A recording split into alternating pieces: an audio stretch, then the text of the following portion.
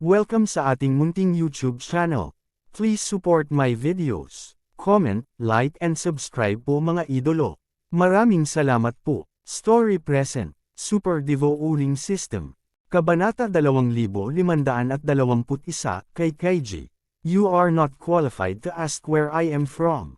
Tahimik na sinabi ni Yezuan, masasabing sa harap ng malaking tao, wala nang planong bigyang pansin si Yezuan. Sa puso ni Yezuan, ang malaking tao na ito ay isang taong hindi karapat-dapat na bigyang pansin. Kung ang malaking lalaking ito ay interesado at umalis kaagad, maaaring hindi na siya habulin ni Yezuan, ngunit hahayaan lamang siyang umalis ng ganito. Gayunpaman, gusto pa rin ng dakilang Khan na ito na pukawin si Yezuan. Good boy, napakamakapangyarihan mo, di ba? Hintayin mo ako, ang lakas ng loob mo, hintayin mo lang ako dito. Hindi kita hahayaang magbayad sa solusyon na ito ng daing. Whoosh! Bago matapos magsalita si Dahan, nalaman niyang si Yezuan ay nagpakita na sa kanyang harapan. Kamusta ka na? Sa sandaling ito, ang ekspresyon ni Yezuan ay puno na ng galit. Masasabing hindi dapat ang malaking tao na ito, hindi niya dapat gamitin ang mga taga-daing para banta si Yezuan. Sa katunayan, si Yezuan at Daing Exi ay walang gaanong pagkakaibigan. Masasabing kung aalis si Yezuan dito, natatakot ako na imposibleng makabalik pa, maaari ba ang ugali ni Yezuan, ngunit hindi ito makakaapekto sa iba. Kung ang malaking tao na ito ay gustong makahanap ng isang tao na malulutas pagkatapos umalis ni Yezuan, siya ay magagalit. Kung gayon ang diskarte ni Yezuan ay napakasimple. Gawin ang unang hakbang upang burahin ang malaking tao na ito. Nag-iba ang mukha ng malaking lalaki, at alam niyang hindi siya makapagsalita, at sa sandaling ito ay mabilis niyang itinikom ang kanyang mga labi, hindi nang ahas na magsalita pa. Sa kasamaang palad, hindi ako nagsalita ngayon, ngunit huli na ang lahat. Kalimutan mo na, para makaiwas sa gulo, papatayin mo na kita. Mahinang sabi ni Yezuan. Malinaw na kikitil ng buhay ng mga tao, ngunit ito ay kasing simple. Dahil lang, ang mga taong ito ay nararapat na mamatay. Gayunpaman, ang mga salita ni Yezuan ay nagpabago ng kutis sa malaking tao, kasama ng mga tao sa paligid niya. Ang lakas ng loob mo. Ang malaking tao ay biglang umatras, at kasabay nito, isang liwanag ang lumitaw sa kanyang katawan, at ang kapangyarihan ng kaharian ay handa ng gamitin. Gayunpaman, ang kanyang larangan ay hindi kailanman magagamit. Dahil sa isang sinag ng liwanag, diretsyo nitong binasag ang kanyang pagka-Diyos. Ito ay ang Excalibur, kasabay ng pagsasalita ni Yezuan, sa katunayan, ang Divine Sword ay naghanda na, at sa sandaling ang malaking lalaking ito ay malapit ng palayain ang kaharian, ang Divine Killer Sword ay biglang nagpadala at direktang binasag ang kanyang Diyos sa gamit ang isang espada. Ang lugar na ito ay malapit sa Daing Solution, at ayaw ni Yezuan na sirain ang kalmadong Daing Solution dahil sa sarili niyang labanan, kaya pinili ni Yezuan na lumaban ng mabilis. Whoosh! Ilang kislap ng liwanag ang sunod-sunod na kumikislap, at ang mga kasama ng malaking tao ay nagmamadaling tumakas, ngunit hindi humabol at pumatay si Yezuan. Dahil, kung gusto mong magkaroon ng solusyon sa problemang ito, kailangan ni Yezuan na pumunta sa solusyon ng personal. Sa makatuwid, ang pagtakas ng mga taong ito ay talagang walang epekto kay Yezuan. Sa sandaling ito, ang matatandang lalaki ng Daing ay agad na lumapit kay Yezuan. Bata, umalis ka na dito dali, may use value pa ang Daing solution natin kay Kaiji, natural na hindi nila tayo guguluhin, pero kung mananatili ka pa rito, natatakot ako na walang kasiguraduhan ang buhay mo, bilasin mo, huwag mo nang guluhin ang mga taong iyon na si Kaiji, maraming master sa Kaiji, at siguradong hindi mo ito ma-provoke. Kahit na medyo pangit ang mga salita, alam ni Yezuan na talagang mabait ang matandang ito. Hindi bumalik si Yezuan Bingsa. Sinabi ng matanda, sa halip ay tumingin sa mga higanteng hayop na iniwan ng mga taong iyon dito. Ang higanteng halimaw na ito ay napakalaki, at ito ay mukhang mabisyo, ngunit mula sa labanan ngayon, makikita na ang higanteng hayop na ito ay may napakabait na personalidad. Dahil ngayon lang pinalipad ni Yezuan ang malaking Hanfan, at nagkataong dumaong ito sa hindi kalayuan sa tabi ng higanteng hayop, at ang higanteng hayop ay natakot ng husto kaya't napaatras ito. Matanda, anong klaseng halimaw ito? Tanong ni Yezuan sa matanda. Ang matandang lalaki ay tumingin kay Yezuan, pagkatapos ay sa higanteng hayop, at bumantong hininga ng walang magawa. Narinig na niya mula sa Mandarin ni Yezuan na hindi nakikinig si Yezuan sa kanyang payo. Kaya't hindi na siya magpapatuloy sa pagpapayo ng anuman. Pagkatapos ng lahat, ang lakas ni Yezuan, hindi niya ito maintindihan, marahil, hindi talaga matatakot si Yezuan sa mga taong malinaw. Ginasabi mo ba ang dragon na ito? Siya ang pinakakaraniwang bundok natin dito, malaki siya, ngunit napakabait niya. Tumango si Yezuan, at dirdiretsong naglakad sa gilid ng dragon. Nang makita ng dunlong na ito si Yezuan na paparating, hindi siya natakot, ngunit idinilat lang ang kanyang mga mata na kasing laki ng isang bahay at tumingin kay Yezuan. Alam ni Yezuan sa kanyang puso na natatakot siya na ito ang land dragon, at ito rin ay isang uri ng atavistic na hayop. Iyon ang dahilan kung bakit siya ay nag-evolve ng husto, ngunit kapag siya ay nawala sa kanyang isip, siya ay nagpapanatili ng kalidad ng kaamuan, at hindi kasing brutal ng iba pang mga atavistic na hayop. Matanda, alam mo ba kung saan pupunta? Hindi handa si Yezuan na patuloy na manatili sa solasyong ito ng Dapeng, dahil ang ilang bagay ay hinahawakan pa rin sa oras, at si Yezuan ay hindi handang mag-antala ng maraming oras dito. Nang marinig ang tanong ni Yezuan, ang matanda ay nag-alinlangan sandali, at sa wakas ay itinuro ang direksyon para kay Yezuan. Sige, matanda, hindi ako sasali sa Wilderness Festival mo, may gagawin pa ako, kaya hindi kita guguluhin. Sabi ni Yezuan, at tumalon sa katawan ng dragon sa lugar na ito. Pagkatapos ng lahat, sa napakalaking bundok, talagang interesado si Yezuan. Sa likod ng Earth Dragon, may isang palasyo na hindi masyadong malaki. Gayunpaman, ang palasyo ay medyo kumpleto. Si Yezuan ay tahimik na nakaupo sa likod ng Earth Escape Dragon, at ang Earth Escape Beast ay mabilis na umuusad. Ang direksyon ng 10-10 milyon ay Kaiji. Sa pamamagitan ng paraan ng dragon sa lugar na ito, sa wakas ay nalaman ni Yezuan ang pinagmulan ng kanyang pangalan. Ang taong ito ay tumatawid lang sa lahat ng paraan. Ang kanyang talento ay supernatural, na para bang nararamdaman niya ang mga bukas na espasyo. Bilang karagdagan, maaari mo ring gamitin ang kakayahang umatras ng walang katapusan. Ang kakayahang tumakas sa lupa ay hindi isang supernatural na kapangyarihan, ngunit ito lamang ang pinakamababang antas na paraan upang sumulong. Gayunpaman, ang walang katapusang pag-urong, na sinamahan ng espesyal na kakayahang madama ang nakapalibot na kapaligiran, ay ginagawang isang kwalipikadong bundok ang retreat dragon na ito.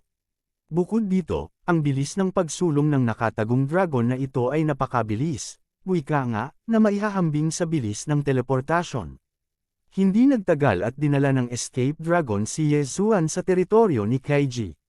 Nang makita ni Yezuan si Kuijia, sa wakas ay alam na niya kung bakit niya nakuha ang titulong hari.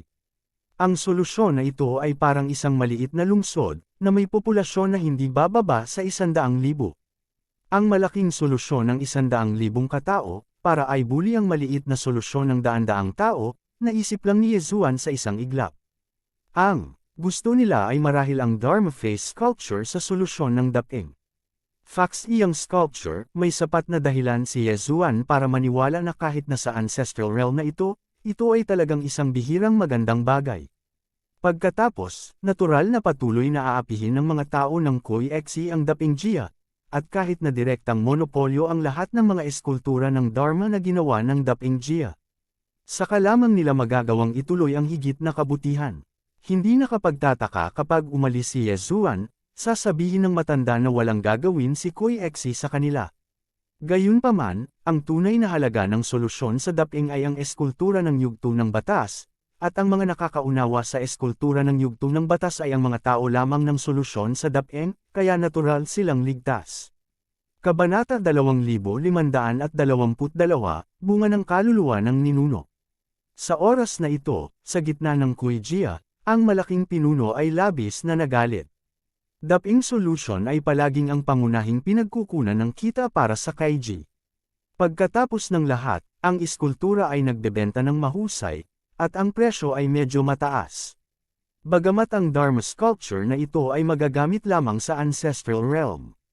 Ang malaking pinuno ng Koi Xi ay hindi isang taong may magandang ugali, at sa sandaling ito, narinig niya ang ulat ng kanyang mga nasasakupan na ang maliit na pinunong pinadala niya ay pinatay ng isang tagalabas, at ang eskultura ng Fox Iyang ay hindi natanggap, na hindi siya nagalit.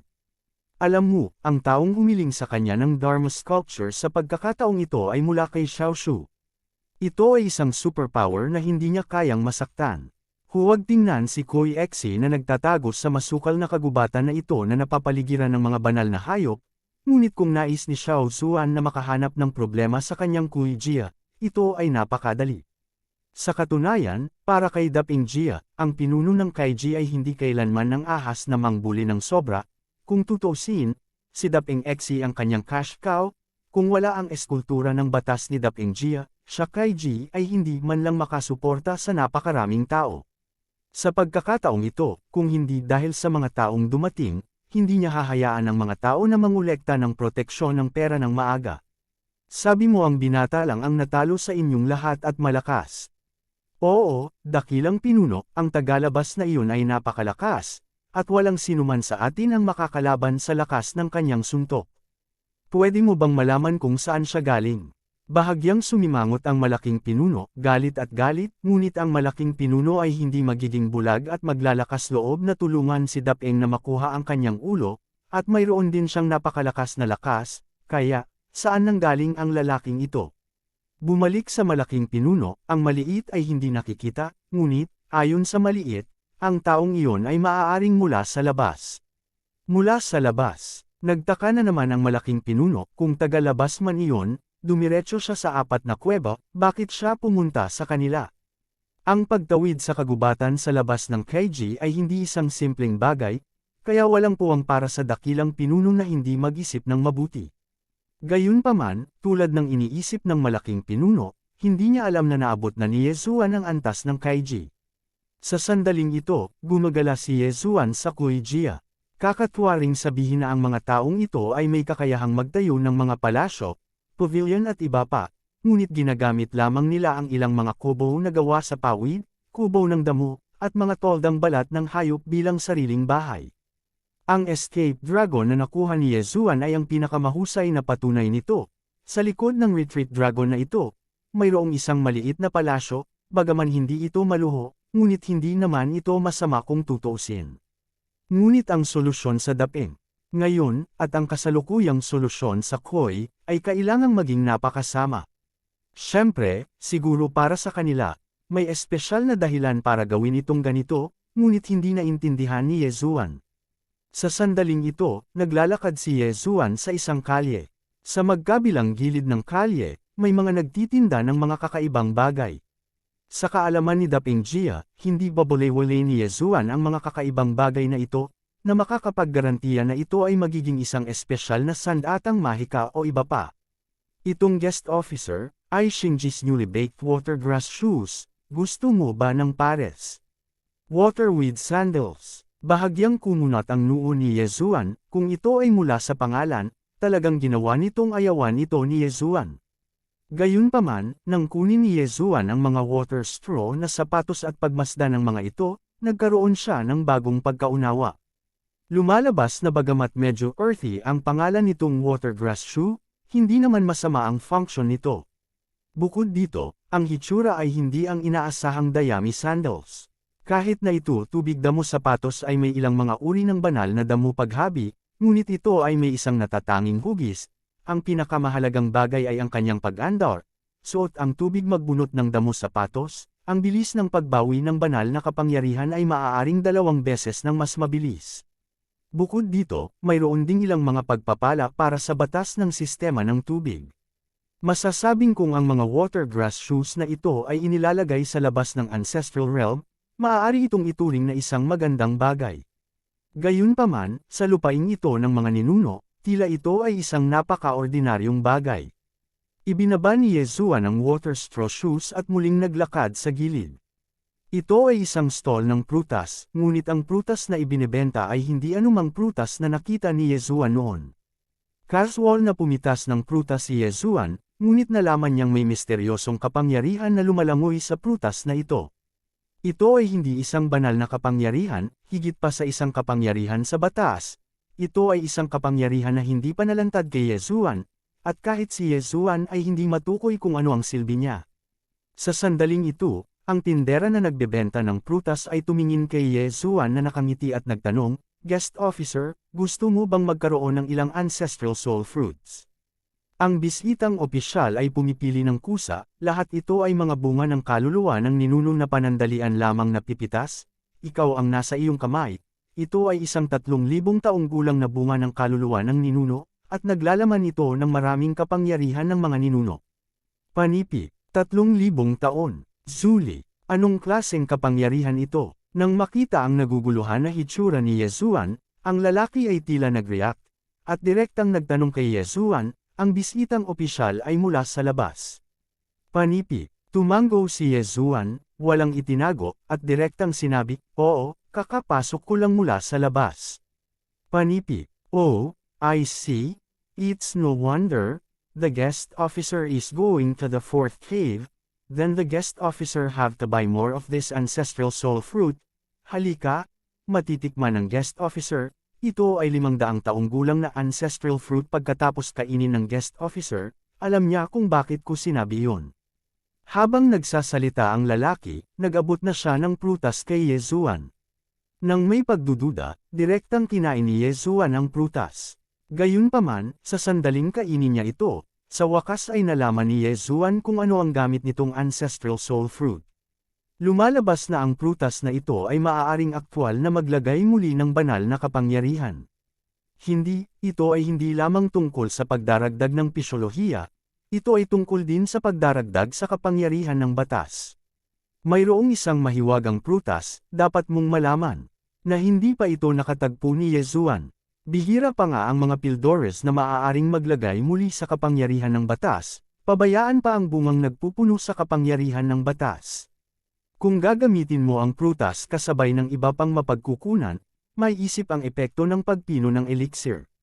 Dahil ang bisitang opisyal ay pumasok lamang mula sa labas, normal na hindi alam ang ancestral soul fruit na ito. Ang ancestral soul fruit ay isang kakaibang bunga ng ating ancestral realm, at mayroon ng mga regulasyon sa 10 voids at 4 caves, kaya walang ancestral soul fruit ang maipapasa sa labas. At saka, kahit na ilabas mo ito, mawawala ang epekto ng prutas na ito, at ito ay magagamit lamang sa realm. Guest officer, let me tell you this. This fruit is the most commonly used fruit in our ancestral realm. It can said that everyone will prepare some, once you encounter a battle or assessment or something. Ang epekto ng prutas na ito ay may isip. Ang lalaki ay nagbebenta pa rin ng kanyang prutas, ngunit sa katunayan, hindi na niya kailangan na ipagpatuloy ang pagbebenta. Nagpasya din si Yesuan na bilhin ito, at ito ay isang malaking pagbili. Dahil ngayon lang, nung kumakain si Yesuan ng prutas, nagtanong din siya sa system tungkol sa isang bagay. Ibig sabihin, may lalabas ba ng prutas na ito na si Yesuan ang ancestral realm? Ang sagot ng system ay hindi, ngunit maaari itong itanim sa devouring space. Ang ganitong uri ng mahiwagang prutas, natural na hindi ito pababayaan ni Yesuan. Tanungin kita, iisa lang ba ang uri ng ancestral soul fruit?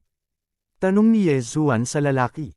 Kabanata 2523, Batang Pinuno. Bahagyang ngumiti ang isa, ngunit sumagot, "Siyempre hindi, kung gaano karaming mga uri ng mga bunga ng kaluluwa ng mga ninuno ang mayroon, natatakot ako na walang makakaalam. Ngunit, sa pangkalahatan, ang pinakamataas ay mga prutas ng ninuno ng dragon, mga prutas ng ninuno ng phoenix, at iba pa, ngunit hindi namin maaaring magtanim ng ganoong kalidad na mga bunga ng kaluluwa ng mga ninuno sa mga kuweba ng damo, at ang karaniwang ginagawa natin ay ang pinakakaraniwang prutas na ancestor." Panipi, anuman ang ninuno ni Yeshuangkay, sa puso ni Yesuan, basta't maibibigay niya sa kanya ang banal na kapangyarihan at kapangyarihan ng batas, kung gayon ito ay isang magandang bunga. Sige, bibili ako, pag-usapan natin, paano ibenta.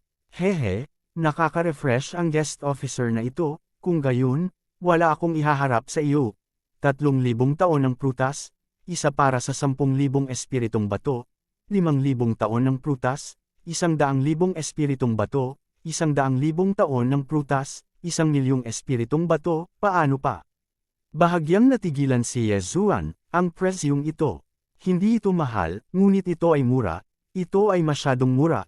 Kung ilalagay mo ito sa labas, tulad ng isang prutas o tableta na maaaring agad na maibalik ang kapangyarihan ng mga Diyos at batas, kunin ang 3,000 taong gulang na prutas, walang 10-10 milyong mga espiritong bato, ito lamang ay hindi isipin ang tungkol dito.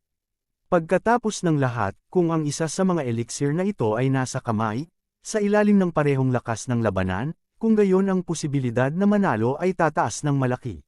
Sige, bilangin mo kung magkano ang prutas mo dito, ibebenta ko lahat. Ikanaway ni Yezuan ang kanyang kamay at direktang sinabi, "Guest, ibig mong sabihin gusto mo lahat."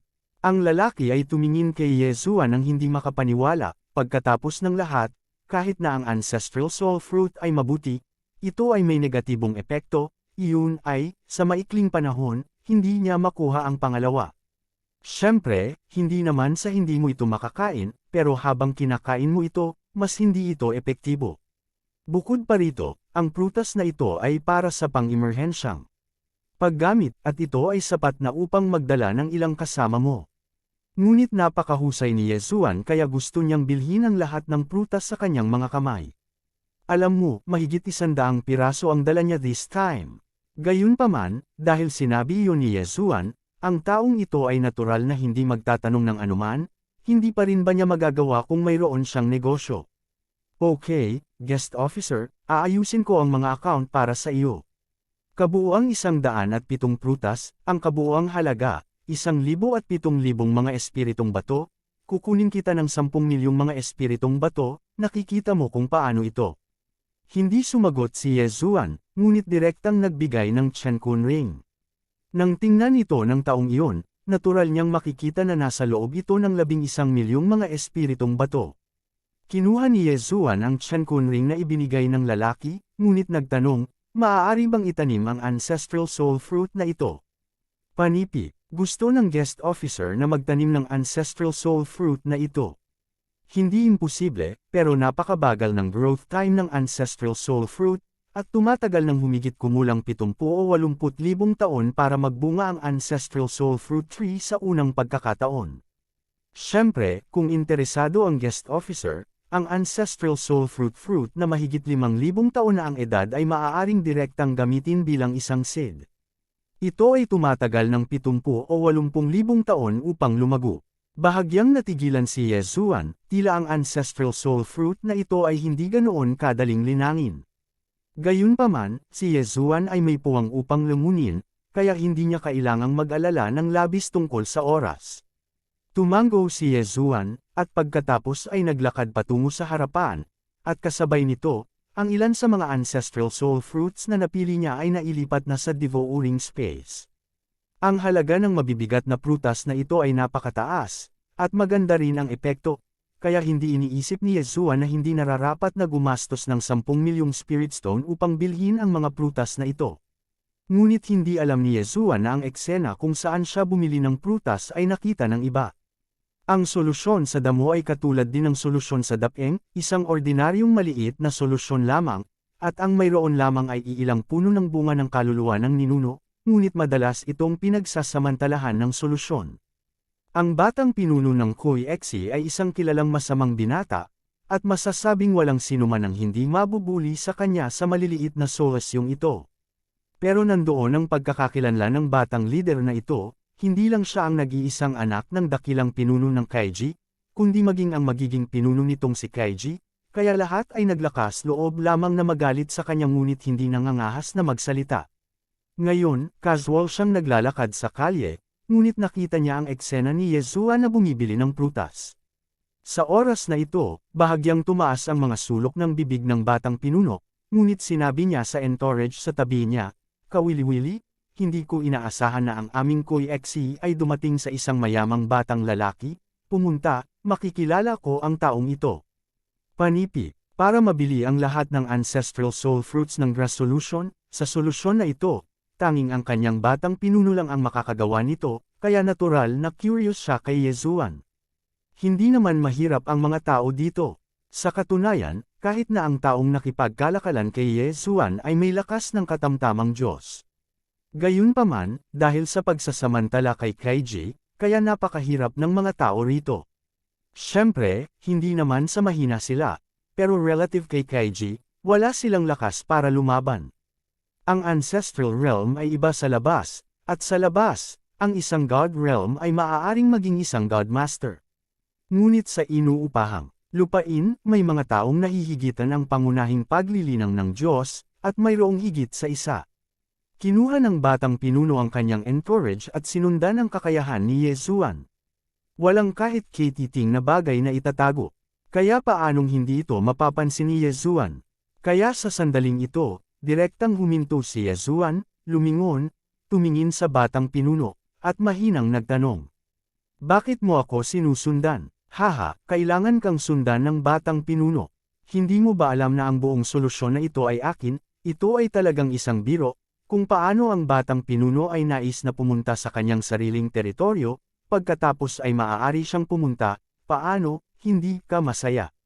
Dahil nakapaglabas si Yesuan ng napakaraming mga spirit stone ng sabay-sabay, kasama ang costume ni Yesuan o kung ano paman, hindi ito ang costume dito, kaya medyo may kaalaman ang batang leader, at wala siyang direktang ginawa kay Yesuan. Kaya sa sandaling ito, pinagmamasdan pa rin niya si Yesuan. Hey, boy, saan ka galing? Hindi kita nakita dati. Ang tono ng batang pinuno ay walang kabuluhan, at hindi niya pinapansin si Yesuan. Saan ako galing, kailangan ko bang sabihin sa'yo? Malumanay na sagot ni Yesuan, hindi man lang tinanggap ang batang pinunong ito sa kanyang mga mata. Darren, bakit mo kinakausap ang young leader natin? Sino ang nakakaalam? Sa sandaling matapos ang mga salita ni Yesuan, may isang tao sa tabi ng batang pinuno, at siya ay sumigaw. Napatingin si Yesuan sa batang pinuno at nagtanong, ang iyong aso. Panipi, bahagyang natigilan ang batang pinuno, ngunit paulit-ulit na nagbago ang ekspresyon ng nagsalita. Biglang tumawa ang batang pinuno, kawili-wili, talagang kawili-wiling pag-usapan. Panipi, nang marinig ang tawa ng batang pinuno, ang lalaki ay labis na nagalit sa kanyang puso, ngunit hindi siya nang ahas na umatake. Tama, aso ko yan, paano ba naman, masunurin ba ang aso mo? Habang nagsasalita, tinapik-tapik talaga ng batang pinuno ang ulo ng entourage. Muling sinulyapan ni Yesuan ang batang pinuno, ngunit hindi siya nagsalita, ngunit lumakad pasulong. Nang makitang hindi siya pinansin ni Yesuan, halatang medyo galit ang batang pinuno, ngunit wala siyang seizure. Ngunit naglakad siya sa harap ni Yesuan sa 2 hakbang, na hamarang sa daanan ni Yesuan. Sabi ko, bata ka, ano ba ang pagmamadali mo? Meron bang hindi magawa, bakit hindi mo kausapin ang batang pinuno? Kabanata 2524, Patayin ang iyong ama. Ang mga mata ni Yesuan ay puno ng mapaglaro, ang taong ito ay isang batang pinuno, at naipaalam na niya kay Yesuan ang kanyang pagkakakilanlan, kaya sa sandaling ito, nagkaroon siya ng puso na maglaro. Tinatanong mo ako kung ano ang gagawin ko. Oo, tinatanong ka ng batang pinuno kung ano ang iyong gagawin. Sumagot naman ang batang pinuno. At kakaibang ngumiti si Yesuan sa gilid ng kanyang bibig. Tapos sabi niya, may papatayin ako, ano, gusto mong sumama? Nang marinig ang sinabi ni Yesuan na papatayin niya ang isang tao, ang batang pinuno ay natigilan saglit, at pagkatapos ay agad na sinabi. Haha, such an interesting thing, syempre pupunta yung young leader ni Ben, go, lead the way in front. Hindi nagpaliwanag si Yesuan, at dirdiretsong naglakad papunta sa harapan. Ang batang pinuno ay talagang lumapit, at nagtanong, sabihin mo sa akin, sino ang papatayin mo?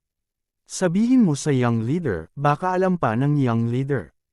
Panipi, sumagot si Yesuan sa kanyang puso, syempre alam mo, dahil ang taong gusto mong patayin ay ang dakilang pinuno nitong Kuwaijia, iyon ay, ang iyong ama. Pero syempre, hindi direktang sinabi ni Yesuan, dahil naghihintay pa rin si Yesuan na makita ang lugar, ang ekspresyon ng lalaking ito. Tignan mo ako pumapatay ng tao, sumunod ka lang sa akin, wala kang pakialam sa gagawin mo. Sige, hindi na ako magtatanong, haha, nakakatuwa talaga ngayon, gusto ng young leader na makita kung sino ang papatayin mo. Nasa unahan si Yesuan, nasa likod ang batang pinuno kasama ang kanyang entourage, at maraming tao ang mabilis na sumulong. Gayunpaman, pagkatapos maglakad ng malayo, ang batang pinuno ay medyo nalilito. Dahil nalaman niyang ang direksyong pinupuntahan ni Yezuan ay ang direksyon ng kanyang tahanan.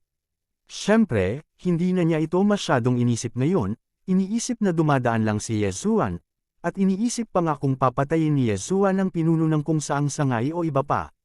Lumipas ang oras, at hindi nagtagal, nakarating na si Yezuan sa bahay ng pinuno. Sa naguguluhang tingin ng batang lider, nakita kong direktang sinipan ni Yezuan ang pinto ng mansyon ng pinuno. Sa simula, maraming mga bantay sa pintuan, na nakikita ang kanilang batang pinuno na sumusunod sa likod ng taong ito, natural na hindi sila napigilan, ngunit nang makita nila si Yezuan na talagang sinisipa ang pinto, nagbago ang kanilang mga ekspresyon, at agad silang tumingin kay Yezuan ng mapagbantay. Pero kung tutusin, nandito pa rin ang batang pinuno nila kaya hindi pa rin umatake ang mga tanod.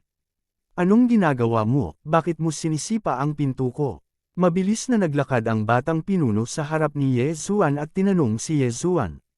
Ngunit nakangiting tanong ni Yezuan, ito ang tahanan mo. Panipi, hindi ko ito pamilya mo pa rin ba? Ay, oo andito na yung pinatay ko, gusto mo sumama? Patuloy na tanong ni Yezuan. Bahagyang kumunat ang noo ng batang pinuno, at talagang sumagot, okay, gusto kong makita kung sino ang gusto mong patayin sa bahay ko ngayon. Panipi. Sa sandaling ito, naramdaman ng dakilang pinuno ng Kes ang nangyayari sa gate, kaya mabilis siyang lumabas.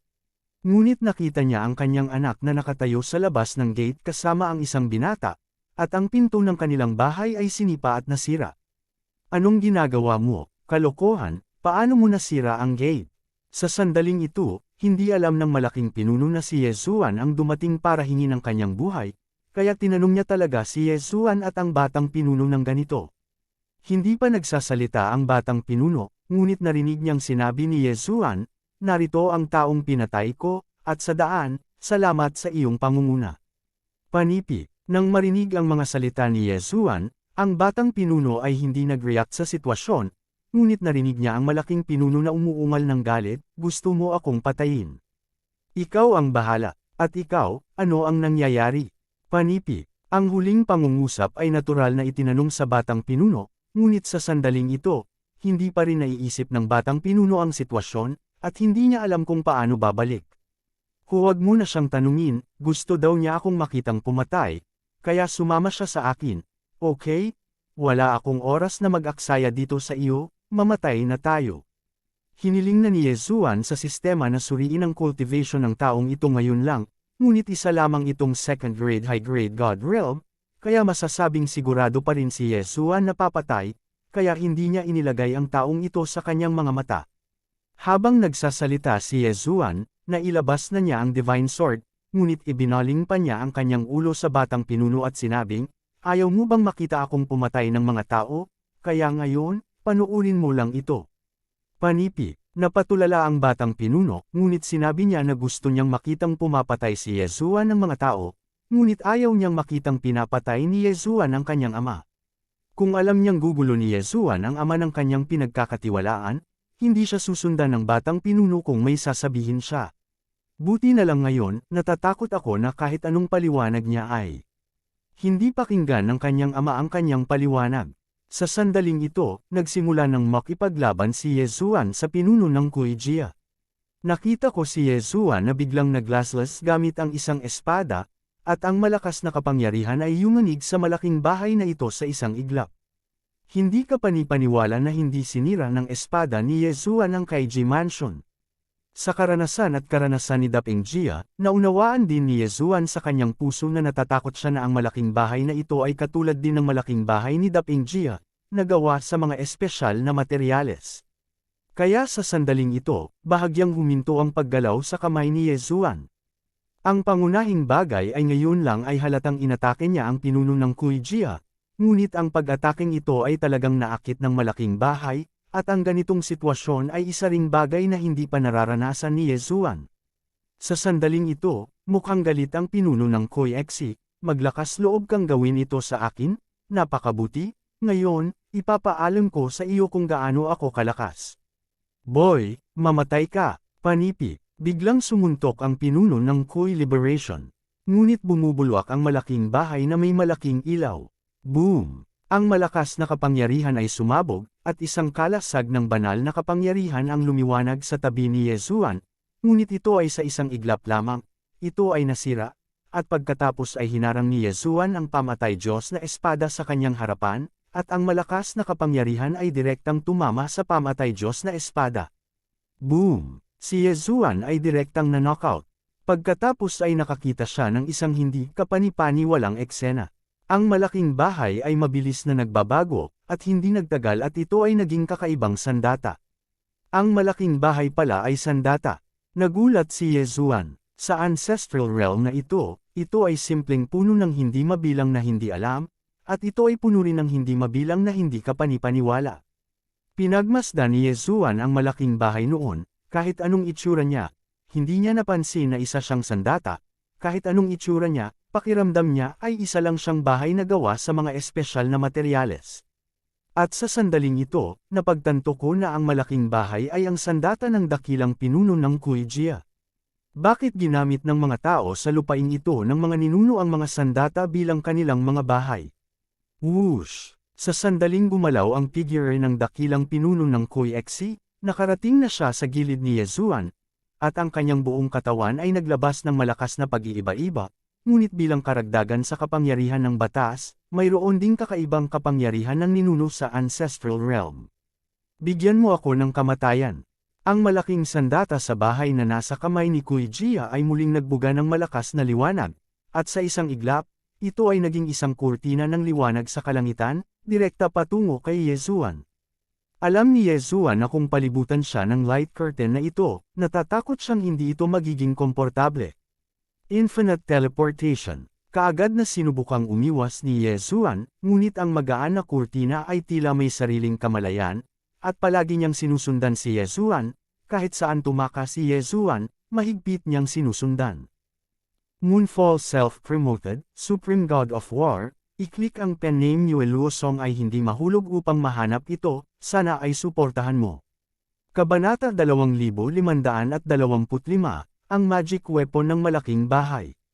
Damn, hindi ko maitatago dito. Napaisip si Yesuan sa kanyang puso, at sa desperasyon, maaari lamang siyang umatake patungo sa magaan na kurtina. Ganap na 0, sinubukan ni Yesuan na i-freeze ang light curtain.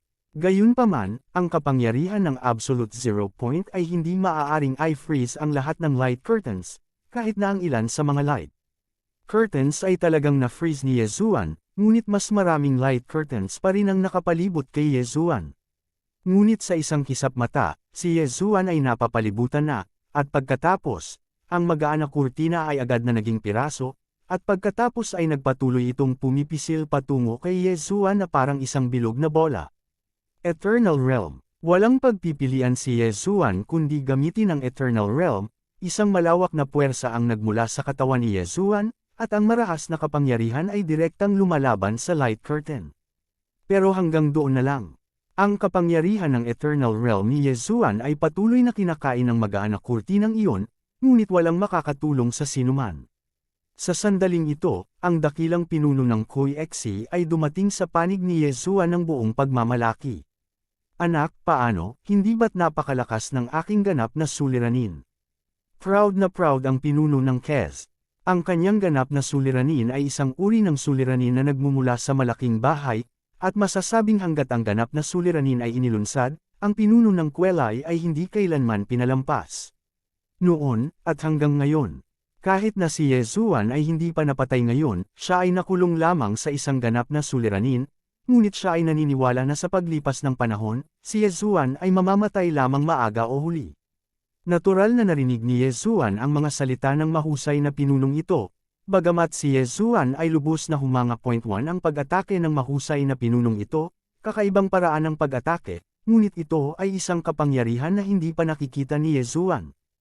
Anong ganap na dilema ito? Hindi ito ang kapangyarihan ng kaharian, ni ang kapangyarihan ng batas at ang kapangyarihan ng mga Diyos. Ito ay isang bagong kapangyarihan na hindi pa nakita ni Yesuan. Isang misteryosong paraan ng pag-atake na pinagsasama ang kapangyarihan ng batas, ang ugat ng banal na kapangyarihan, at ang kapangyarihan ng mga ninuno. Zuli. Kahit ngayon, hindi pa naiisip ni Yesuan kung ano ang ancestral power na ito at kung anong uri ng katangian mayroon ito. Gayunpaman, kahit na ito ang kaso, hindi ito nangangahulugan na talagang matutulungan si Yesuan. Sa katunayan, kahit na si Yesuan ay nakulong sa ganap na kalagayang iyon, walang sinuman ang makakatulong sa sinuman.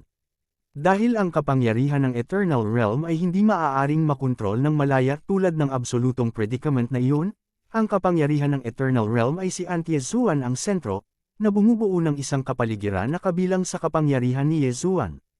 Kaya, ang walang hanggang kaharian ay static.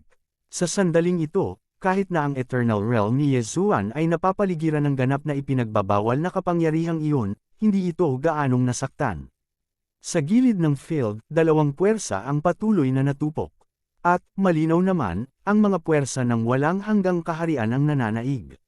Tila ang Eternal Realm ay nakikipaglaban sa isang positional defensive war, at ang Dilemma Force ay isang pag-atake. Ang kapangyarihan ng suliranin ay patuloy na sinusubukang pigain ang kapangyarihan ng Eternal Realm, at ito ay patuloy na pumipilit patungo kay Yesuan. Ngunit ang bawat distansya na nilakbay ay tiyak na magbayad ng malaking pagsisikap. Bumaba ng paunti ang mapang asor na tingin sa mukha ng dakilang pinuno ng Koyexi, at pagkaraan ng ilang sandali, naging solemn na ang kanyang mukha. Ang pagbabago sa kapangyarihan ng suliranin, syempre, malinaw na naiintindihan ito ng dakilang pinuno ng Koyexi. Sa kapangyarihan ng dilema na ito, masasabing siya ang nangibabaw sa piyesang ito sa loob ng 10,000 taon. Gayunpaman, ngayon lamang nakilala ng Panginoon ang kanyang kalaban. Mabilis na naubos ang kapangyarihan ng kanyang kalagayan. Ang kapangyarihan ng suliraning ito ay espesyal na pinadalisay ng dakilang pinuno ng Kaiji, upang mabagal na pisilin ang nakapaligid na kalaban hanggang sa kamatayan. Ang bawat kaaway na natrap niya noon ay gagamit ng iba't ibang paraan upang subukang suportahan ang kapangyarihan ng pag-atake ng mahirap na kalagayan, ngunit walang sino man ang nagtagumpay. Pagkatapos ng lahat, ang kapangyarihan ng dakilang pinuno upang malutas ang suliraning ito ay orihinal na naglalayong sa iba't ibang puwersa ng domain. Ngunit ngayon, ginawa ito ni Yesuan. At, maaari itong maging mas mahusay. Ang kapangyarihan ng walang hanggang kaharian ay patuloy na kinakain. Sa sandaling ito, si Yesuan ay naging isang malakas na kumpol ng liwanag, tulad ng isang araw. Naliwanagan sa kanya ang buong Kaiji. Tahimik, ang pagkakawatak-watek ng dalawang puwersa, wala man lang ingay, tanging liwanag lang ang nagniningning. Yan ang resulta ng banggaan ng dalawang puwersa. Buksan mo ako. Biglang sumabog ang malakas na kapangyarihan ni Yesuan, ang Eternal Realm, bilang pinakamalaking whole card ni Yesuan. Kung ito ay napakadaling makontrol, kung gayon hindi ito kwalipikadong maging whole card ni Yesuan. Sa isang iglap, ang Eternal Realm ni Yesuan ay tumaas sa isang iglap, at ang kapangyarihan ng suliraning iyon ay direktang nasira at naging wala. Hindi maaari. Paano malalagpasan ang kapangyarihan ng aking kalagayan? Ang mga mata ng dakilang pinuno ni Koyexi ay puno ng pagkabigla. Ang kanyang pinakamalaking pamatay na sandata ay talagang nabasag ni Yesuan, na naging dahilan para mahirapan siyang tanggapin. Dapat mong malaman na upang pinuhin ang ancestral powerhouse na ito, tumagal ng 30,000 taon upang mahanap ang mga materyales. Kasunod nito, tumagal ng isa pang 30,000 taon upang pinuhin. Eksaktong 60,000 taon. Tumagal ng 60,000 taon para sa mahusay na pinuno ng Koyexi na pinuhin ang gayong malaking sandata sa bahay. Gayunpaman, gumugol siya ng 60,000 taon ng pagsusumikap, ngunit napakadaling sinira ni Yesuan. Hindi ako naniniwala, bigyan mo ako ng kamatayan, papatayin kita. Ang dakilang pinuno ng Koyiji ng mukha ay nagbago ng husto sa sandaling ito. Pagkatapos ng lahat, ang kanyang 60,000 taon ng pagsusumikap ay nawasak, at natural na nahirapan siyang tanggapin. Nakita kong itinapon niya muli ang sandata ng malaking bahay, sinusubukang maglunsad ng bagong pag-atake. Gayunpaman, pagdating sa pakikipaglaban sa kanilang antas, magkakaroon ng hindi mabilang na mga pagbabago sa kaunting pag-aalangan, hindi pa banggitin, siya ay naantala ng napakatagal. Kaya sa sandaling ito, ang pag-atake ni Yesuan ay nauna ng isang hakbang.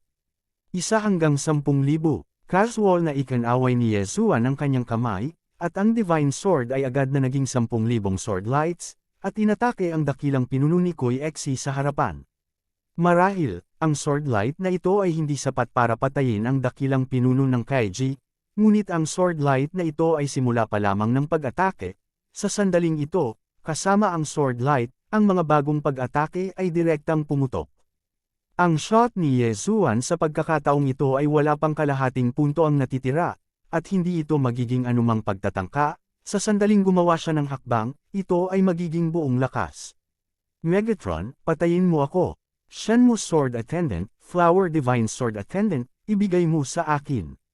Realm of Eternal Night, ganap na 0, Dharma Blessing. Ang malalakas na pag-atake ay sumabog sa isang iglap. Kung gusto mong subukan ang realidad ng dakilang pinuno, kung gayon ang pakikipag-ugnayan sa pagitan ng walang hanggang kaharian at ang kapangyarihan ng suliranin ay isa ng tukso, kaya sa sandaling ito, hindi na kailangan ni Ye Zuan ng anumang tukso. Ang gusto ni Ye Zuan ay isang pag-atake. Atake ng buong lakas. Ang Law Divine Bow ay hinawakan sa kamay ni Ye Zuan, at ang makapangyarihang Law Divine Arrows ay hindi huminto sandali, at direktang inatake ang dakilang pinuno ng Kuei-jia. Boom! Dumagundong! Dumagundong! Sa pagkakataong ito, ang tuloy-tuloy na pag-atake ay ganap na nakapalibot sa dakilang pinuno ng Kaiji, at ang banal na pag-iisip ni Ye Zuan ay nakalok na sa kanya, kaya imposible para sa kanya na magkaroon ng pagkakataong makatakas. Sa sandaling ito, ang biglaang pag-atake ni Ye Zuan ay medyo nawala ng bantay sa malaking pinuno ng Kuei Xi, ngunit sa parehong oras, marahil para sa kanya, hindi niya minamaliit ang kaaway. Pagkatapos ng lahat, ginamit niya ang kanyang pinakamalakas na whole card sa simula. Kabanata 2526, Less Void. Gayunpaman, napakaraming paraan ni Ye Zuan, napakarami kaya't ang dakilang pinuno ng Kuei Xi ay hindi man lang makapag-react. Napupuno ng usok ang hangin. Natakpan ng tuluyan ang langit ng labanan ng dalawa. Tumangala sa langit ang buong grupo ng mga tao. Tulad ng para sa batang pinuno ng Kuei-jia, siya ay ganap na hanggal sa sandaling ito. Ang matigas na lalaki na ito ay talagang pinigilan ng kanyang ama. Ito ay isang bagay na hindi maisip ng batang pinuno ng Kaiji. Sa puso ng batang pinuno ng Kaiji, ang kanyang ama ang pinakamakapangyarihang tao, at walang makakatalo sa kanya. Ngunit ngayon, ang taong ito na natatakot na siya ay mas bata sa kanyang sarili ay talagang pinigilan ang kanyang ama. At saka habang tumatagal, natatakot ako na baka malagay pa sa panganib ang tatay ko. Hindi, mga matatanda, ano pa ang ginagawa ng mga matatanda? Bilasan mo, barilin at patayin ang lalaking iyon. Galit na napag-alitan ng batang pinuno ng Kaiji, ngunit walang pumapansin sa kanya, ngunit sinabi sa kanya ng isa sa kanyang mga katulong, bata na pinuno, ginamit ng malaking pinuno ang malaking bahay upang salakayin, iyon ay simbolo ng labanan para sa pinuno, at hindi kami makagambala. Anong klaseng kalokohan itong panuntunan? Sino ang nagtakda ng panuntunang ito? Bakit hindi ka makaatake? Hindi mo ba nakikita? Ang aking ama ay inaatake ng mapahamak na lalaki na iyon. Young leader, ang malaking pinuno ang nagtakda ng panuntunang ito. Sinabi ng malaking pinuno, sinumang may ganoong lakas ay maaaring hamanin siya, at kung sino ang maaaring manalo sa malaking bahay sa kanyang kamay ay ang bagong malaking pinuno ng Kaiji. Sabi ng attendant, syempre, ang dahilan kung bakit hindi ito ginagawa ng mga taong ito ay hindi dahil dito, ngunit higit pa sa ginawa ng malaking pinunong ito, na tuluyang nawala ang puso ng mga tao. Napakaraming tao at napakaraming solusyon ang nabuli ng malaking pinuno, at masasabing walang solusyon sa paligid ni Kuei Xi na hindi niya binubuli. Maraming taon na ang nakalilipas, si Kuei-jia, bagaman ito rin ang pinakamalaking solusyon sa lugar na ito, ngunit, dahil sa espesyal na kapaligiran dito, si Kuei Xi ay pinuno lamang ng alyansa.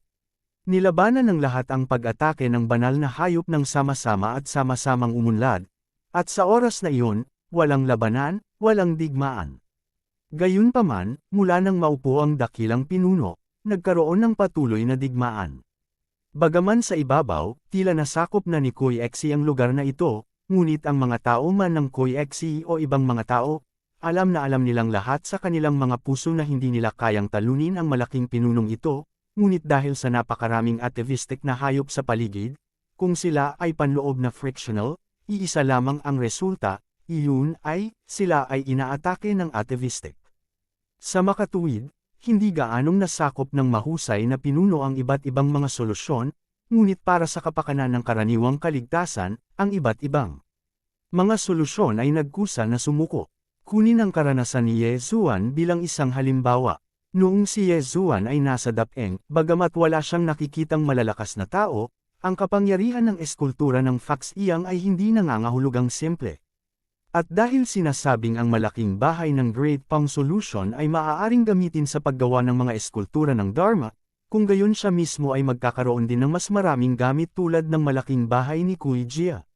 Ang bawat solusyon sa bahay ay talagang may sariling espesyal na function.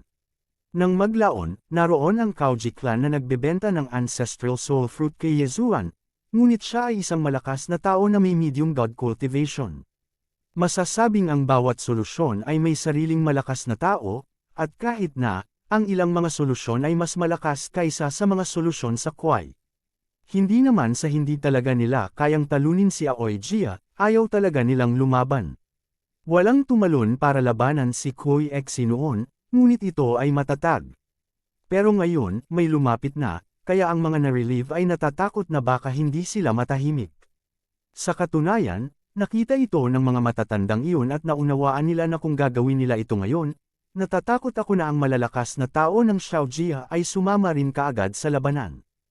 Hindi ito ang gusto nilang kinalabasan, at gayon din, hindi nila ito pananggahasan. Siyempre, ang mas maraming dahilan ay ayaw nilang gawin ito. Ang magaling na pinunong ito ay masasabing hindi sikat sa lahat. Sa ibabaw, tila ang solusyon ng Koi ay nagkakaisa at ang mga tao ay nalutas. Ngunit ang mga tunay na benepisyo ay nakuha lahat ng pamilya ng malaking pinuno. Bukod dito, ang dakilang pinuno ay patuloy na nagtataksil sa kanilang mga interes dito. Dito, ito ay isang lugar na napapaligiran ng mga atavistikong halimaw, at maaari itong mamuhay ng parang paraiso, at ang malaking pinunong ito ang patuloy na nakikipag-ugnayan sa mga puwersa sa labas at sinubukang lumabas. Halimbawa, hindi ba ang taong walang pakialam ay na-provoke din ng dakilang pinunong ito? Sa lahat ng uri ng mga kadahilanan, masasabing ang dakilang pinuno mismo ang lumikha ng lahat ng kung ano siya ngayon, at maging ang kanyang mga matatanda ay ayaw siyang tulungan. Kahit walang tahasang sabihin, lahat ay may iisang ideya, ibig sabihin, buti na lang patay na ang dakilang pinuno. Noong nakaraan, ang dakilang pinuno ay napili, at ang pinakamagaling na henyo sa angkan ay umiikot bawat 1,000 taon. Ngunit ang kasalukuyang malaking pinuno ay palaging nasa posisyon ng malaking pinuno, at itinalaga pa ang kanyang anak bilang susunod na pinuno. Ang magaling na pinunong ito ang may kasalanan ng lahat. Sa sandaling ito, malapit na ang labanan sa buntot na hayop, at unti-unting hindi napigilan ng malaking pinuno ang pag-atake ni Yezuan. Sa ilalim ng patuloy na pag-atake ni Yezuan, ang malaking pinuno ay masasabing walang kapangyarihang lumaban. Pagkaraan ng isa pang sandali, sa dagandong ni Yezuan, isang malakas na puwersa ang agad na lumabas mula sa katawan ni Yezuan. Boom! Sa pagkakataong ito, ang dakilang pinuno ng Koi Xi ay direktang binaril ni Yezuan. Hindi siya nilingan ng mga angkan sa paligid at diretsyong umiwas. Bumagsak si Yezuan sa lupa, bahagyang tumingin sa malaking pinuno ng Koi Xi, at naghahanda na sana sa pagpatay. Nakita ko ang isang malakas na lalaki na biglang sumulpot. Ding, ang sistema ay nag-uudyok, italaga ang target, ang 6 na grado na may mataas na grado na God Emperor Realm. Superior God Emperor, bahagyang nabigla si Yezuan sa kanyang puso, masasabing kung gagawa ang taong ito kay Yezuan, hindi na magkakaroon ng lakas si Yezuan na lumaban. Tumingin si Yezuan sa lalaki, lahat ay nagbabantay. Ngunit sinabi ng lalaki kay Yezuan, "Binata, natalo mo na ang dakilang pinuno ng Kaiji, maaari mo bang iligtas ang kanyang buhay?" Panipi, kilalanin ang Lord of Void. Sa sandaling lumitaw ang taong ito, ang lahat ng mga tao sa paligid niya ay nahulog sa lupa. Hindi pa sumasagot si Yezuan, ngunit narinig niyang nagpatuloy ang Void Lord, "Binata, kilala kita, pagkatapos mong makapasok sa Ancestral Realm, naligaw ka sa amin, at pagkatapos ay nakilala ang mga tao ng Koi Xi sa Dapeng Xi at binubuli ang Dapeng Jia, kaya kailangan mong gumawa ng ulo para sa Dapeng Jia, tama?" Ngunit ngayon, nakamit na ang iyong layunin, bagaman ang pinunong ito ni Kuy Xe ay maraming nagawang maling bagay, ngunit kung tutuusin, siya ay miyembro ng aming angkan, maaari mo bang bigyan ng mukha ang matanda at iligtas ang kanyang buhay? Panipi, nagulat ang puso ni Yezuan, kung sino ang taong ito, at kung bakit niya ginawa ang ginawa niya, alam niya talaga ang lahat. Gayunpaman, makikita na ang napakalakas na lalaking ito ay walang anumang puot kay Yezuan. Kung hindi, paano niya kakausapin si Yezuan sa tono ng pagkonsulta? Natatakot ako na direktang sugpuin niya ito. Okay, kaya ko siyang iligtas, ngunit hindi siya maaaring maging pinuno ng Kuy Jia na ito. At bukod pa rito, dapat bayaran ng Kuy Xe ang mga tao ng Daping Xe ng naaayon. Sinabi ni Yezuan sa isang mapagpasyang paraan. Okay, maipapangako sa iyo ng matanda na hinding-hindi na magiging pinuno ng Kuy Xe ang kanilang angkan sa hinaharap. At hindi lang ang Kuy Jia, lahat ng Xe ay babayaran, makikita mo kung paano ito mangyayari. Sabi ulit ng Lord of Void.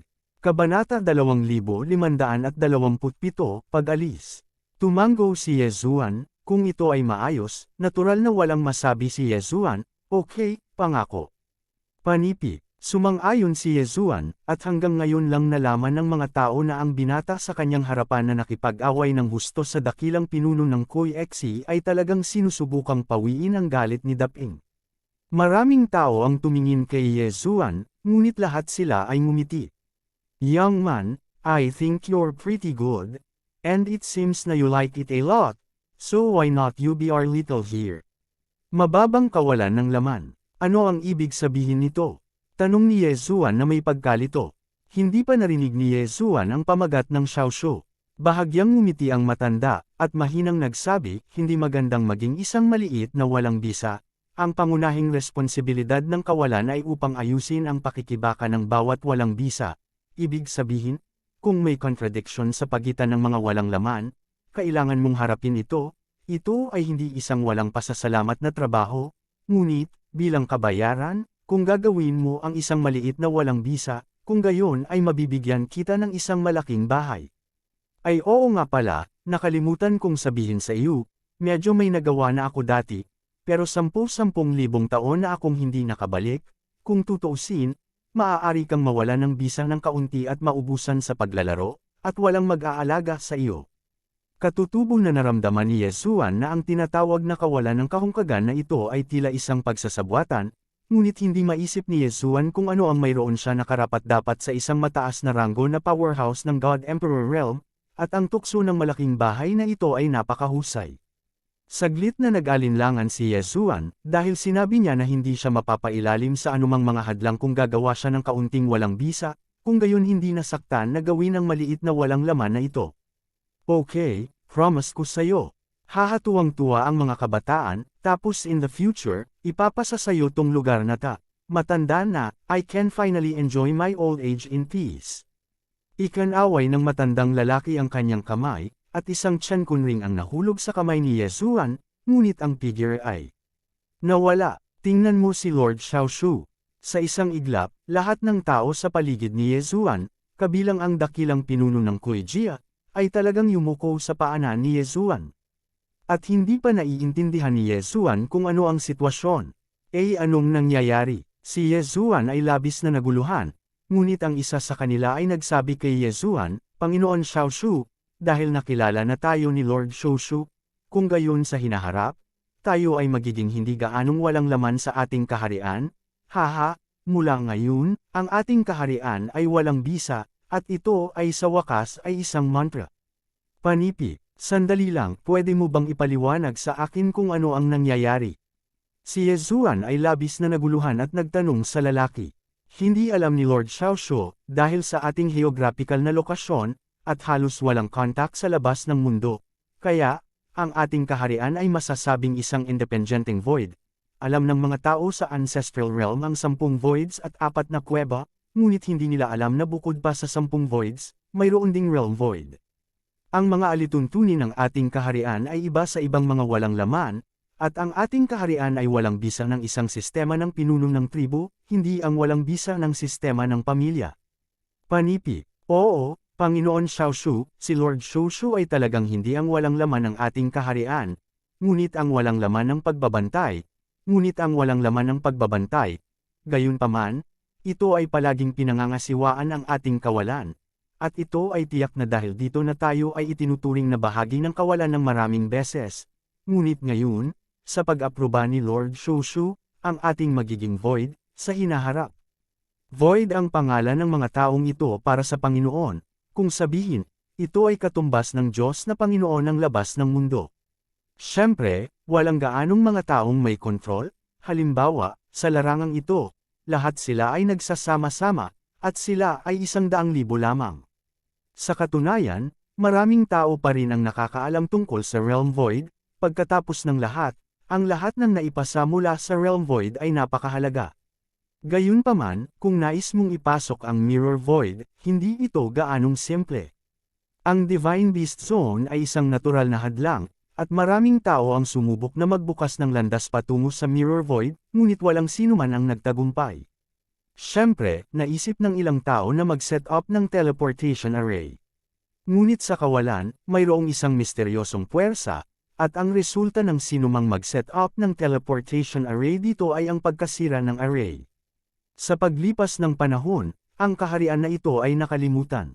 Gayunpaman, ang teritoryo ng Void ay nasa saklaw ng Void, kaya ang Lord of the Void ay madalas na tumutulong sa Void, siyempre, siya ay tumutulong paminsan-minsan, at hindi siya maaaring manatili dito ng mahabang panahon. Marahil dahil dito ay hindi na siya masyadong magtatanong tungkol sa kung ano ang ginagawa ng dakilang pinuno ng Koixi, at sa puso ng Panginoong Xiaoshu, natatakot ako na umaasa din ako na ang dakilang pinuno ng Koixi ay talagang mapag-isa ang buong kaharian at maging walang laman ang kaharian na ito. Nang lumitaw si Yezuan, nagkaroon ng aksidente, si Yezuan ay hindi sinasadyang natisod sa kaharian, dahil si Yezuan ay hindi isang tao sa kaharian na walang laman, at ang kanyang lakas ay hindi masyadong malakas, kaya't ang batang walang laman na nagbabantay sa kawalan at nagtakda kay Yezuan bilang ang kaharian na walang bisa ay lubos na makikilala ng lahat. Kung tutuusin, walang laman ang salamin, kung tutuusin, wala naman talagang karapatan. Gayunpaman, na may mas kaunting kawalan ng laman, nangangahulugan ito na ang kaharian na walang bisa ay maaaring maging isang walang laman ng mag-isa. Sa makatuwid, si Yezuan ay naging isang batang walang laman, at siya ay natural na magkakaisang susuportahan. Maaaring may mga sumasalungat dito, tulad ng malaking pinuno. Ngunit ang malaking pinuno ay natalo ni Yezuan, at bukod pa, si Yezuan ay personal na hinirang ni Xiaoshu, kaya kahit hindi niya ito tanggapin, wala siyang magagawa. Pagkatapos ng kalahating araw, nalaman ni Yezuan ang sitwasyon. Ginamit pala siya, ay naging isang signboard na nakasabit sa labas ng mga tao sa larangang ito, ngunit wala silang anumang tunay na kapangyarihan. Gayunpaman, hindi ito pinansin ni Yezuan. Pagkatapos ng lahat, kahit na siya ay naging tunay na walang laman ng daan-daang libong mga tao, natatakot ako na si Yezuan ay walang pakialam. Mayroon lamang higit sa 100,000 katao, si Yezuan ay isang anghel sa Kunlun Ruins, na namamahala sa dalawang banal na domain, daan-daang milyong buhay na nilalang.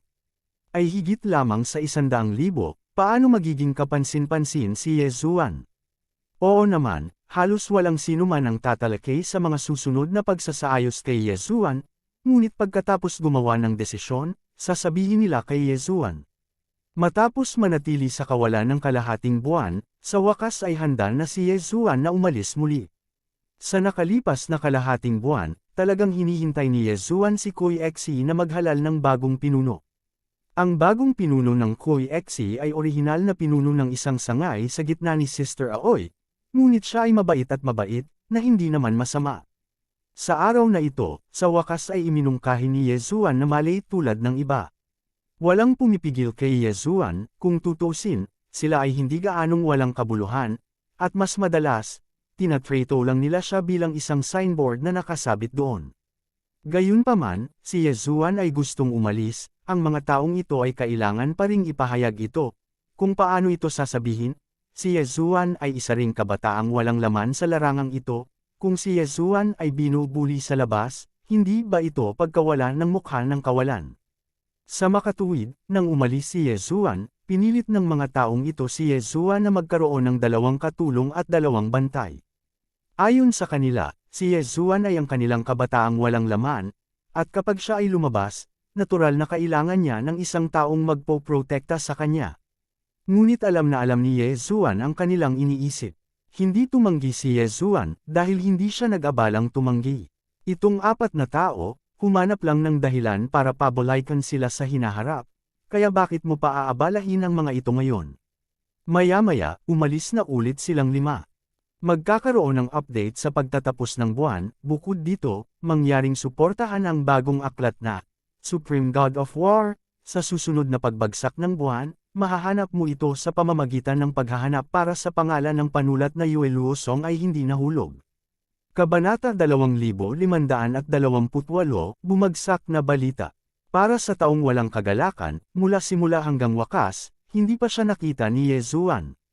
At pagkatapos na madismiss ang dakilang pinuno ng Qujia, ang lahat ng mga kasunduan kay Xiao Shu ay natural na napawalang bisa, kaya't ang taong malaya ay maaari lamang bumalik.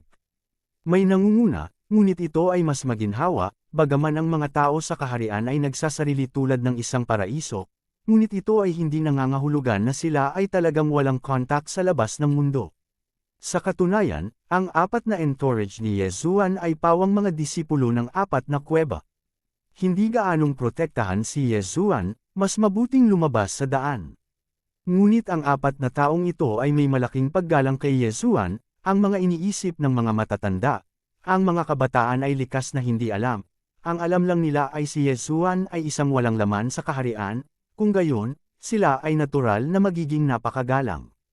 Gaano katagal bago makarating sa Mo Cave? Tinanong ni Yeshua ang isang tao sa tabi niya. Ang pangalan ng taong ito ay Ling Zon, at siya ang lumalaban sa labanan. Ang hinahabol ni Zon Xi ay malakas na lakas, at siya ay maaaring ituring bilang ang taong madalas lumabas sa kawalan. Lord Hui Xiaoshu, sa aming kasalukuyang bilis, tinatayang aabutin pa ng 3 araw. Tumango si Yeshua, sa sandaling ito, nakasakay pa rin siya sa Retreat Dragon. Kakaiba rin ang sabihin na sa Void of the Realm ay dahil walang paraan para ayusin ang formation kaya walang formation. Ngunit sa labas, kahit na maaari mong ayusin ang isang teleportation array, bihira kang makatagpo ng teleportation array. Ayon sa mga paliwanag ng mga tao dito, ang teleportation array ay gagawing umaasa ang mga tao, kaya maliban sa ilang kinakailangang lugar, kakaunti ang teleportation array sa buong ancestral realm, ngunit ang mga tao ay kailangang magmadali ng mag-isa. Ang pagsasabi na ito ang kaso ay maaaring maging kapaki-pakinabang sa paglilinang. Hindi ko alam kung maaari itong maging kapaki-pakinabang sa paglilinang ng Yeshua, ngunit ang alam ni Yeshua ay talagang isang pag-aaksaya ng oras ang pagmamadali ng ganito. Bukod dito, nakakita rin ng problema si Yeshua, iyon ay, maliban sa mga bahay sa lupain ng mga ninuno na mga kubo na gawa sa pawid at mga tolda ng balat ng hayop, sa katunayan, hindi ito ang kaso sa ibang bahagi ng kaharian ng mga ninuno. Sa daan, nakatagpo din si Yeshua ng mga bayan, at walang gaanong pagkakaiba sa labas ng mundo. Makikita na hindi ganoon ang kaharian ng mga ninuno, ngunit ang kaharian ay medyo espesyal. Hindi nagtagal ang 3 araw, kaya hindi nagtagal, dumating si Yeshua sa Mo Grotto. Ang layunin ni Yeshua ay hanapin ang kinaroroonan ni Luoluo, at sa hindi mabilang na kapangyarihan sa lupain ng mga ninuno, mas malakas pa siya kaysa sa labas. Sa makatuwid, masasabi rin na sa kasalukuyang lakas ni Yeshua, hindi siya kwalipikadong magrampa sa ancestral realm, maaari lamang siyang mag-imbestiga. Sa pagkakataong ito, gustong pumasok ni Yeshua sa lugar na ito, at bilang isang mag-aaral, pumunta siya para malaman kung si Luoluo ay nasa ancestral realm na ito. Okay, Lord Xiaoshu, dumating na si Mo Cave, at dapat pumunta ang kanyang mga subordinate para mag-report, kaya sasamahan ka ni Yuyu para mag-sign up, okay. Well, okay lang, pwede ka nang umalis. Ang 4 na tao na sumunod kay Yeshua palabas, maliban kay Yuyu, lahat ng iba ay may sariling pag-aaral sa labas. Sa daan, ang 2 pa ay umalis na, at sa sandaling ito, si Yuyu at Ling Zon lamang ang nasa tabi ni Yeshua. Sa sandaling umalis si Ling Zon, naglakad si Yeshua patungo sa harapan kasama si Yuyu. walang mga kinakailangan para sa pag-sign up sa Mo Grotto na ito. Hanggat gusto mo, maaari kang pumunta anumang oras, syempre, nang walang ilang mga kwalifikasyon at kayamanan, hindi ka talaga makapasok. Bukod dito, hindi mahigpit ang pamamahala ng Mo Grotto sa mga alagad, kung linangin o hindi. Nasa iyo, ayon kay Mo Grotto, ang lakas ay sa iyo, kung hindi mo linangin, isang araw ay nasa kamay ng mga kaaway o mga banal na hayop, kung gayon hindi katakataka sa sinuman. Sa sandaling ito, dumating na sina Yezuan at Yuyu sa registration office ng Mo Grotto, masasabing hindi ka panipaniwala ang paraan ng pagpaparehistro ng Mo Grotto. Magbayad ng 100,000 spirit stone, at pagkatapos ay magbayad ng 10,000 spirit stone bawat taon, at magsagawa ng simpleng pagsusulit sa kwalifikasyon, kahit na ito ay nakumpleto. Pagkatapos, bibigyan kita ng identity token, at mula ngayon, magiging disipulo ka na ng Mo Grotto. Kung tungkol sa cultivation o kung anuman, walang nagmamalasakit sa iyo. Sa mga Mo Grotto, maraming malalakas na tao na nag-aalok ng iba't ibang mga kurso sa pagtuturo, hanggat gusto nilang pumunta. Maaari nilang gawin ito anumang oras. Tiningnan ni Yezuan ang token sa kanyang kamay na medyo walang magawa. Sa puso ni Yezuan, ang ganitong paraan ng pagtanggap ng mga apprentice ay talagang bihira. Gayunpaman, ito ay maginhawa din para kay Yezuan. Yuyu, makikilala mo rin si Mo Cave sa sarili mo, kaya hindi mo na ako kailangang samahan. Sinabi ni Yezuan kay Yuyu, dahil hahanapin niya ang kinaroroonan ni Luoluo. Wala talagang magandang pamamaraan si Yezuan, kaya direktang magtatanong siya. Naiinis ang nine-tailed heavenly fox, kaya handa si Yezuan na direktang pumunta para tanungin ang ibang mga estudyante kung may alam sila. Itong senior na kapatid, pwede ko bang itanong, alam mo ba kung may estudyante tayo ng nine-tailed heavenly fox sa Mo Grotto? Pinahinto ni Yezuan ang isang tao at direktang nagtanong. Sa Mo Cave, mayroong pagbabawal sa mga banal na pag-iisip, kumbaga, ang mga banal na kaisipan ay hindi mapaghihiwalay sa tatlong hakbang sa paligid niya. Kaya ang direktang pagtatanong ay naging tanging pagpipilian ni Yezuan. Nine-tailed sky disgusting fox. Hindi ko pa ito narinig, ngunit maraming mga fox clans, maaari kang pumunta sa Huangting Hall para makita, marami pang fox clans doon. Sige, salamat Kuya Senior. Ang nine-tailed sky ay pagod na sa mga fox, at isa rin itong sangay ng fox clan, kaya posible bang kasama si Luoluo sa mga fox clans na iyon? Hindi nagatubili si Yezuan, at dirdiretsyong naglakad patungo sa Huangting Palace. At pagdating ko sa Huangting Palace, gaya ng sabi ng lalaki, maraming fox clans dito. Kaya, direktang nagsimulang magtanong si Yezuan, who knows, tinanong lang niya ang unang tao, na umaakit ng puot. Panipi, excuse me, alam mo ba na ang nine-tailed heavenly disgusting fox? Pinahinto ni Yezuan ang isang tao at direktang nagtanong. Ngunit sino ang nakakaalam, ang taong iyon ay talagang nagsakripisyo ng mahiwagang sandata sa isang iglap, at pagkatapos ay tumingin kay Yezuan at nagtanong, sino ka, bakit mo sinaliksik ang nine-tailed heavenly disgusting fox? Panipi, alam niya, pupunta siya doon para malaman. Gumalaw ang puso ni Yezuan, tinitingnan ang mapagbantay na poster ng taong ito, nakikita niyang alam niya na ang nine-tailed sky ay naiinis sa mga fox. Please don't get me wrong, kaibigan niya ako at matagal ko na siyang hinahanap. Medyo nasasabik si Yezuan, at hindi man lang niya nakumpirma kung Luoluo ba yun o hindi. Kaibigan, anong pangahas? Halika, isang tao, may ideya na talunin ang kanyang kamahalan. Ang lalaki ay biglang sumigaw, at sa isang iglap, 12 ng mga fox na tao ang sumugod, at ang mga taong ito ay nagsakripisyo lahat ng kanilang mga sandatang mahika, at tila gagawin nila ito anumang oras. I advise you to leave quick, hindi ito ang lugar kung saan ka dapat pumunta bilang Terran, your highness will have Terran friends. Are you stupid when we are? Kamahalin, ang puso ni Yezuan ay labis na nasasabik sa sandaling ito, ang nine-tailed heavenly disgusting fox blood ay marangal, bukod pa, kung may espesyal na pagkakataon sa Luoluo God Realm, hindi alam ni Yezuan, kaya sa sandaling ito, pinigilan ng mga taong ito si Yezuan, ngunit hindi nagalit si Yezuan. Sa puso ni Yezuan, itinuring niya ang mga taong ito bilang mga bantay ni Luoluo. Haha, kaya, Nandito talaga siya, dali, dalhin mo ako para makita siya at sabihin sa kanya na ang kanyang Panginoon, si Yesuan ay pupunta sa kanya. Matapang, sa isang iglap, ang mga mukha ng lahat ng mga Fox Clan na tao ay nagbago ng husto, dahil sinabi ni Yesuan na siya ang Panginoon ng kanilang kamahalan. How dare you be so mapangahas? Halika, ibaba mo siya at ibigay sa kanyang kamahalan para itapon. Hindi ko maiwasang sabihin na ang mga taong ito ay direktang gumagawa nito. Kabanata 2529, Marahas na Estado. Masaya si Yesuan sa oras na ito, at saan siya mag-aalala tungkol sa mga taong ito, kaya hindi niya ginamit ang kanyang lakas para kumilos, ngunit tinaboy ang mga taong ito ng kusa. Pagkatapos ng lahat, ang lakas ng mga Fox Clansmen na ito ay talagang hindi malakas, at kung papayag si Yesuan, maaari pa niyang sirain silang lahat sa isang galaw. Gayunpaman, kung talagang mga bantay ni Luo, natural na imposible para kay Yesuan na saktan sila. Tigilan mo siya, pigilan mo siya. Ang mga taong ito na natalo ay hindi natakot, at sumugod pa rin sila sa huling yugto, at mas maraming Fox na tao din ang sumali sa labanan. Sa sandaling ito, si Yesuan ay napapaligiran ng mga Fox na tao, at palaging may mga Fox na tao na nagmamadaling umakyat ng walang takot sa kamatayan. Gayunpaman, hinayaan lamang ni Yesuan si Megatron na kontrolin ang Divine Sword upang bantayan ang kanyang tagiliran, at kahit na minsan ay napipilitan siyang kumilos, tinataboy lang niya ang kaaway. Pasulong, patuloy na sumusulong, ang puso ni Yesuan ay nasa sabik. Nine-tailed heavenly disgusting fox. Mayroon talagang nine-tailed heavenly disgusting fox dito?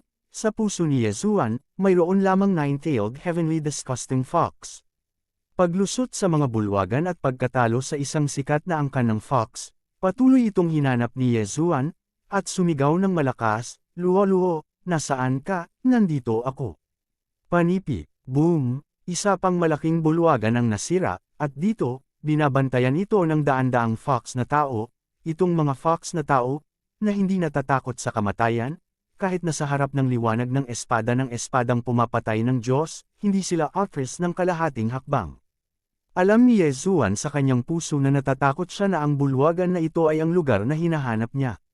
Umalis ka na. Medyo nababalisa si Yesuan sa kanyang puso, ngunit ayaw niyang masaktan sila ng mabigat na kamay, kaya sa sandaling ito, medyo galit na siya. Bold, sinong maingay dito? Biglang, isang malakas na lalaki ang lumipad palabas ng pangunahing bulwagan, at ang lakas ng taong iyon ay natakot na mayroon siyang lakas ng 9-rank Peak Divine Venerable.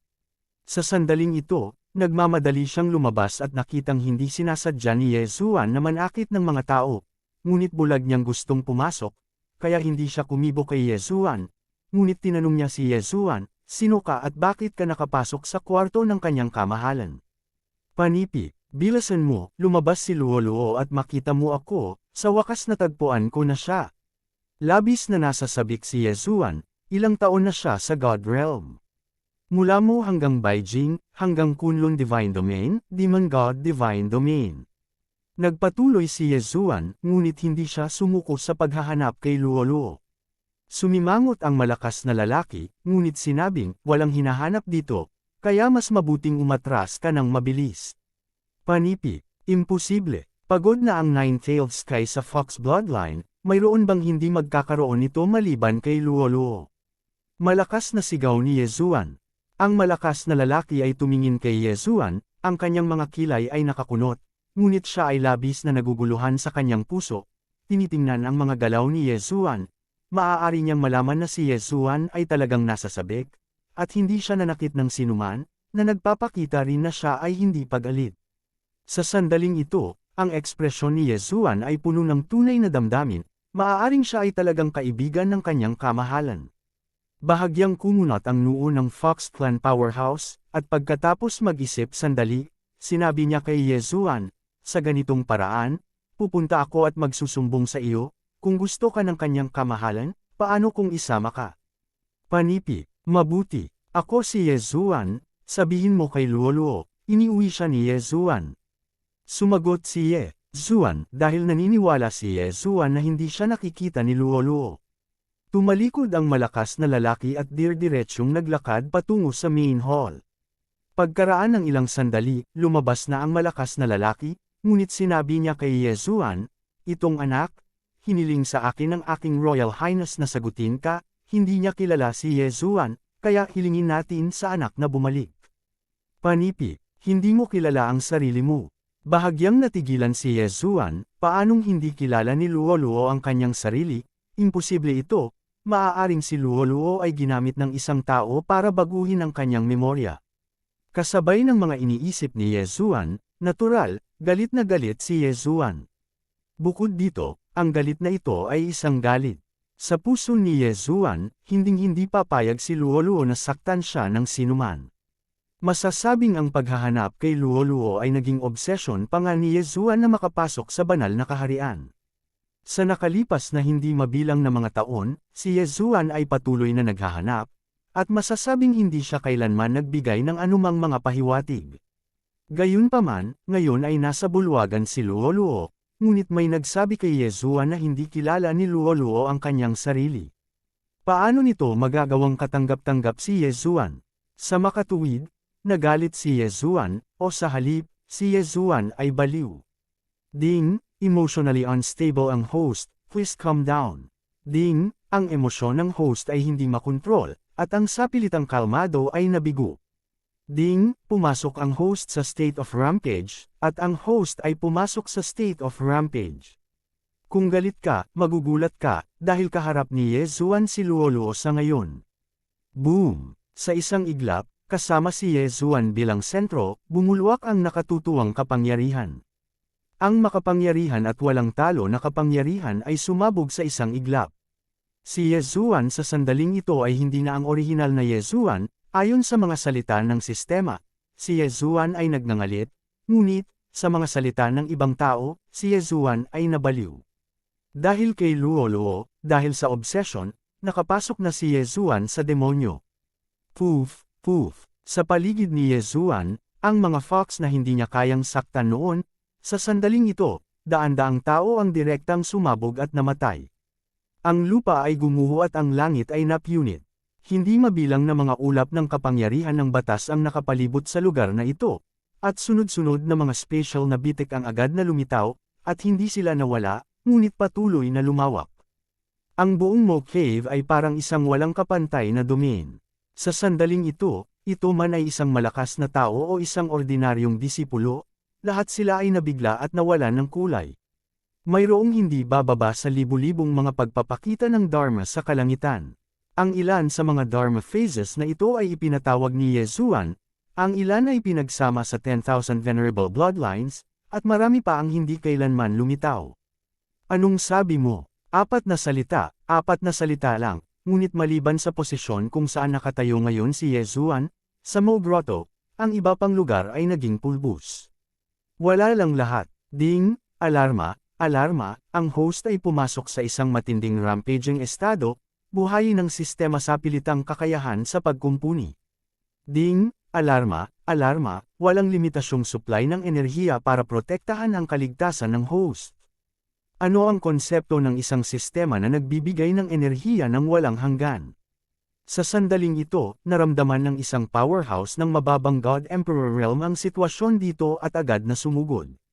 Anak, kung gusto mong sirain ang Mo Grotto, pigilan mo ako agad. Malakas na sinabi ng malakas na lalaki kay Yezuan. Gayunpaman, biglang tumingin sa kanya si Yezuan. Mamatay. Boom! Sumabog at mamatay. Iyon ay isang super powerhouse sa God Emperor realm, ngunit isang tingin lang at isang salita mula kay Yezuan ay direktang sumabog at namatay. Ang aura ng takot ay kumalat sa buong Mo Cave. At ang taong nagsalita para kay Yezuan noon ay takot na takot kaya lumuhad siya sa lupa sa sandaling ito. Sa sandaling ito, si Yezuan ay nasa isang estado ng walang katapusang supply ng enerhiya mula sa system. Masasabing ito ay hindi magagapi, at ito ay ganap na hindi magagapi na walang puwersa ang makakapigil.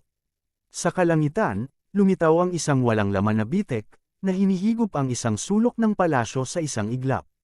Gayunpaman, nang makita ni Yezuan ang eksenang ito, talagang iniunat niya ang kanyang kamay, direktang hinawakan ang walang laman na bitek, at dinurog ito. Ang hindi mabilang na mga pagbabawal, Formasayon, at iba pang puwersa na nakaayos sa Mo Cave ay bumagsak lahat, at sa harap ni Yezuan, wala silang kapangyarihang lumaban. Kabanata 2530, ang pagkikita ni Luoluo.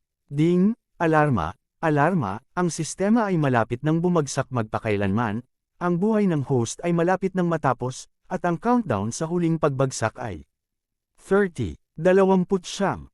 Ang sistema ay bumagsak magpakailanman at ang buhay ng host ay nagtatapos. Ito na ba talaga ang katapusan ng lahat ng ito? Gayunpaman, sa sandaling ito, isang figure ang lumabas sa palasyo. Tunay na bumagsak, ngunit ito ay ang pagbagsak ng umiiyak na namumulaklak ng peras kasabay ng ulan. Dumagundong, malayo ang langit at lupa, at maging ang mga namatay ay muling nabuhay. At nawala rin ang kabaliwan sa mga mata ni Yezuan. Ding, pagbawi ng host, ihinto ang supply ng kapasidad, ihinto ang pag-crash ng system. Ding, ang sistema ay seryosong kulang sa enerhiya, pilit na kinukuha ang enerhiya ng host para mapunan muli. Ding, ang pagkuha ng enerhiya ng host ay magwawakas sa buhay ng host, kanselahin ang pagkuha, at sa halip ay i-extract ang lahat ng mapagkukunan ng host. Ding, kakayahang mag-stabilize, inalis ang krisis. Hindi marinig ni Yezuan ang mga senadoryas ng system, dahil sa sandaling ito, ang mga mata ni Yezuan ay nahuhulog lamang.